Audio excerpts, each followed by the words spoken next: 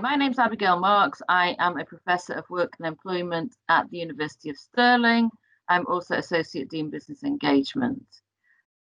Today I am going to talk about working from home and how the COVID-19 pandemic has changed the nature and location of work forever, with an increasing number of people both working from home and wanting to work from home. Today I'm going to talk about home working and particularly the impact that the COVID-19 pandemic has had on the experience of home working. This presentation or this talk, I'll start talking a bit about home working in general, then move on to the impact of COVID, and then I will talk through some of the findings from a research project that I am involved in, which focuses on the impact of home working and COVID.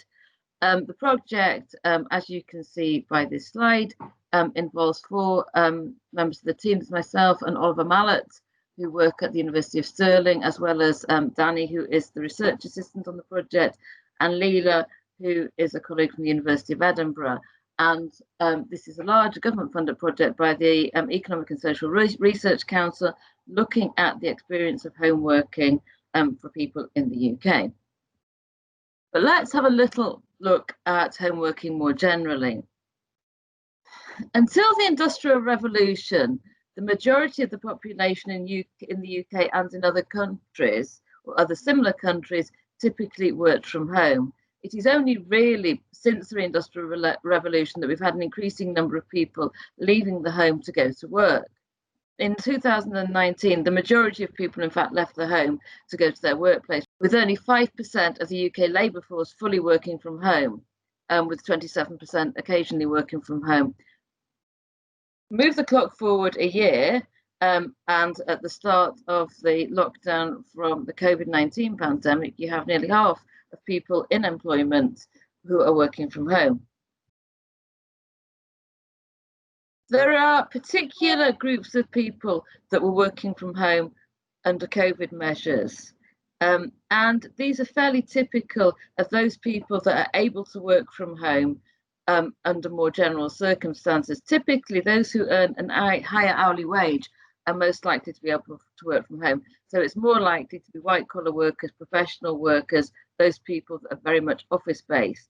The median earning of those people most likely to be able to work from home under any scenario is about £19 per hour, which differs from the typical median wage, which is around £15 an hour.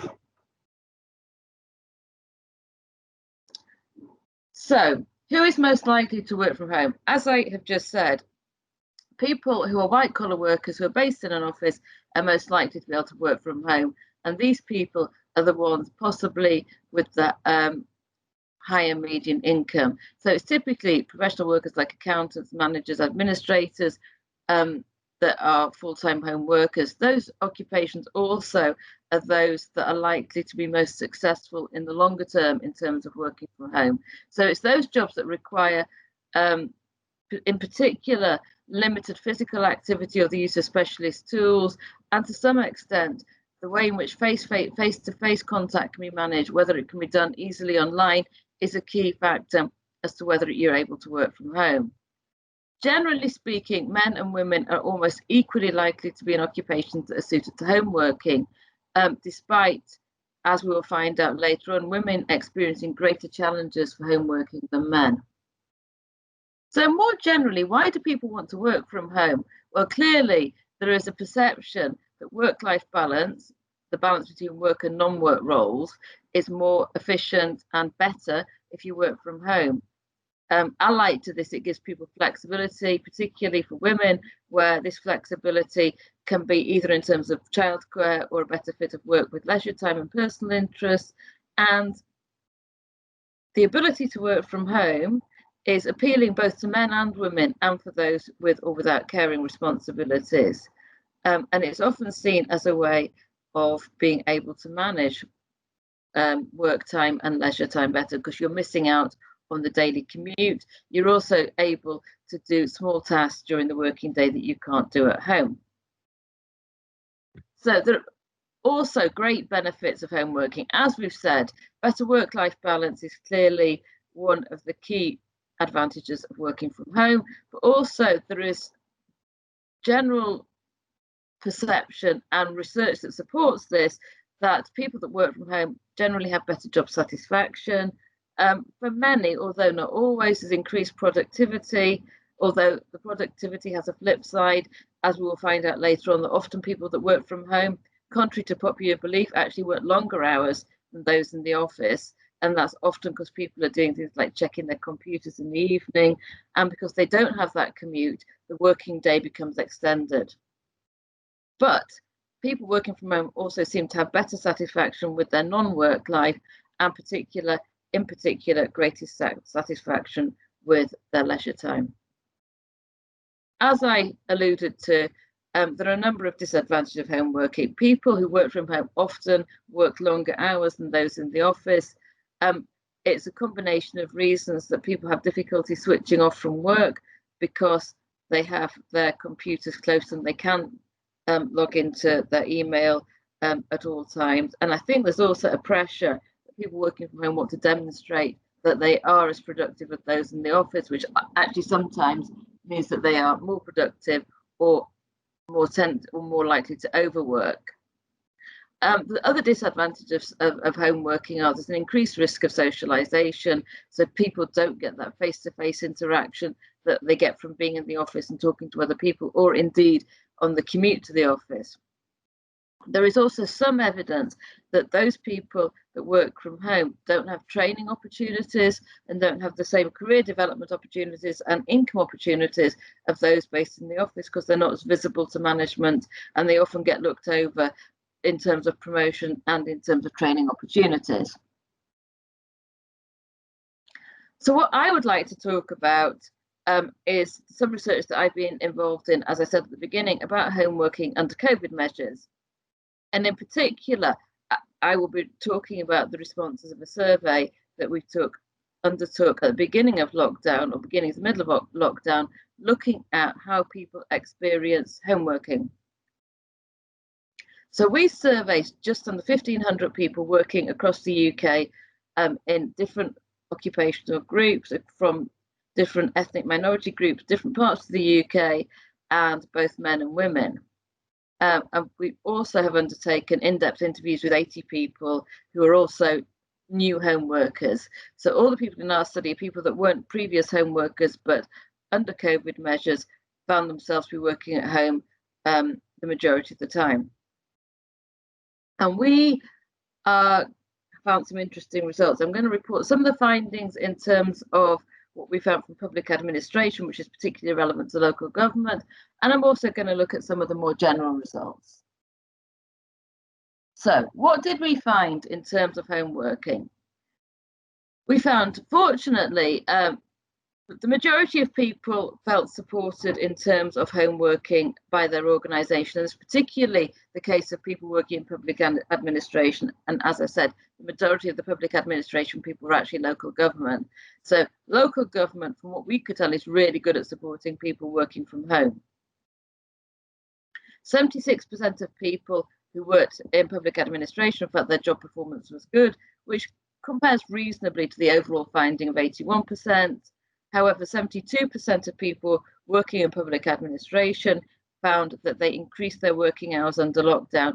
And particularly if we go back to the interviews, this was particularly at the start of lockdown when people were trying to understand the different processes. This compared with 54% of people overall. Over half of the participants found their work demands had increased. So 60% found an overall increase in work demands during lockdown. Over half felt constantly under strain, and unsurprisingly, half the participants found a blurring between work and life.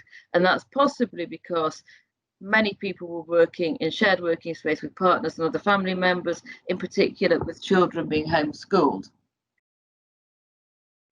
But there are some other findings which are quite illuminating. So we found just over 60% of participants found working at home quite challenging for things like teamwork, mentorship, and camaraderie.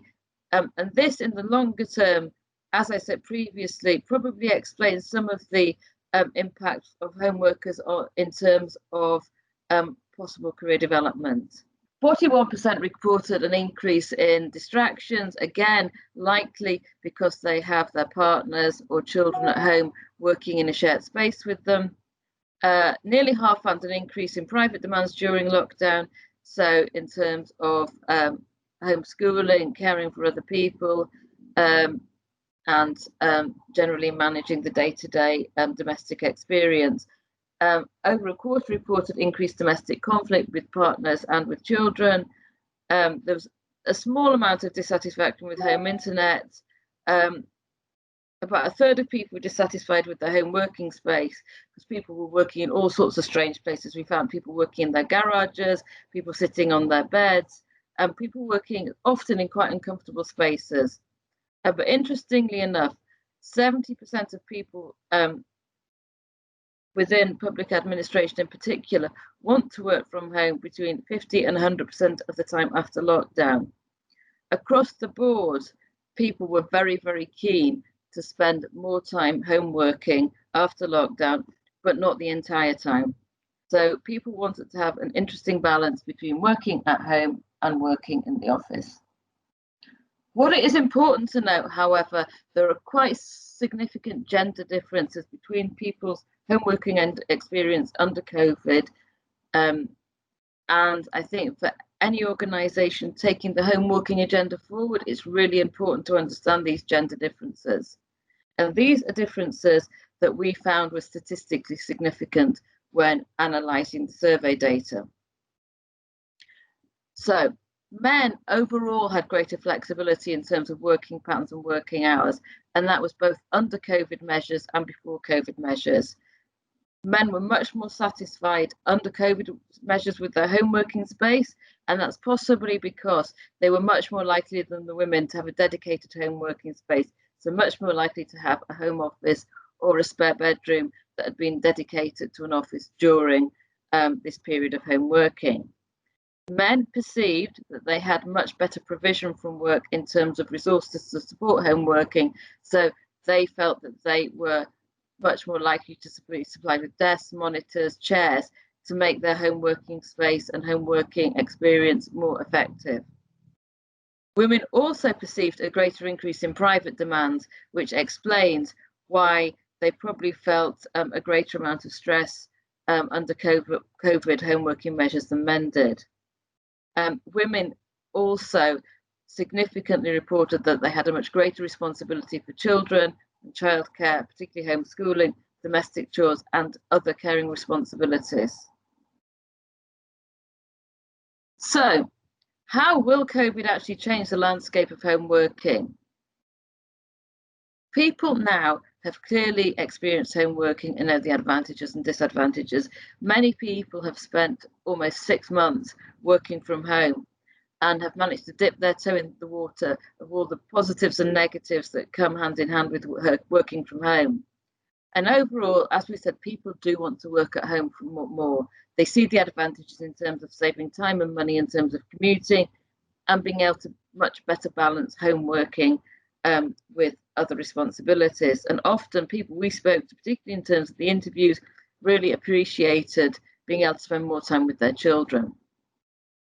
But organisations will clearly have to carefully consider how they manage this new desire to move work back to the home, or at least work sometimes back to the home.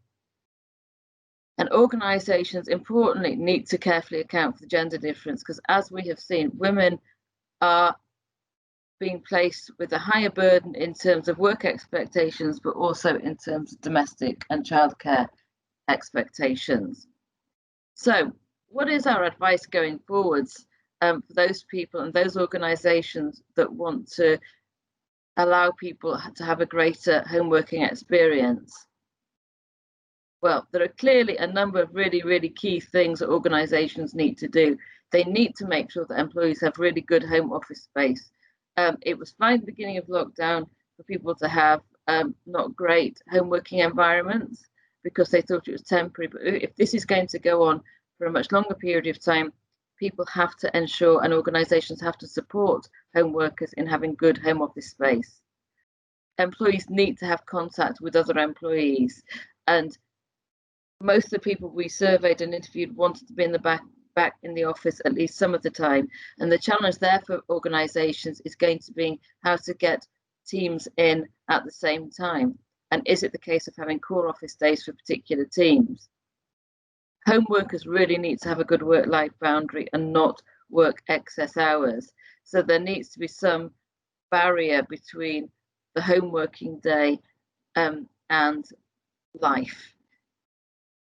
So what the commute used to do was to allow that barrier and that boundary between home and work, a particular type of buffer zone. Employees, with the support of organisations, are going to have to start managing that for themselves. So do they go for a walk? Do they go for a run? What do they do so they can calm down after the working day and prepare themselves for the domestic lives?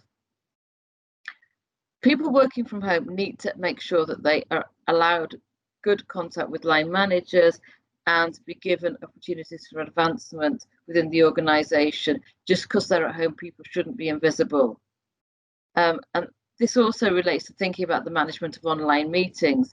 So one of the things we found in our study, particularly when we were interviewing people, and this has been widely reported in the popular press, is that people are getting really tired of Zoom meetings. And actually, because people aren't seeing each other on a day-to-day basis, there are more meetings that are occurring. And this sense of meeting after meeting after meeting is really starting to tire people out. And COVID home working is different to longer term home working. So there isn't the same intensity of childcare in the longer term than there was under COVID measures, with children increasingly going back to school.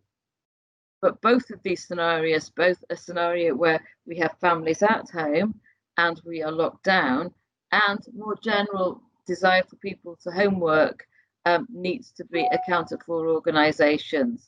Both talking to people and looking at the broader research on people's new expectations, there is a perception that employees and individuals are increasingly wanting to move out of cities, to move to more rural environments, possibly as a risk due to the risk of another lockdown. But this may be a particular issue in terms of managing people going into the office for core days or core hours and then working from home.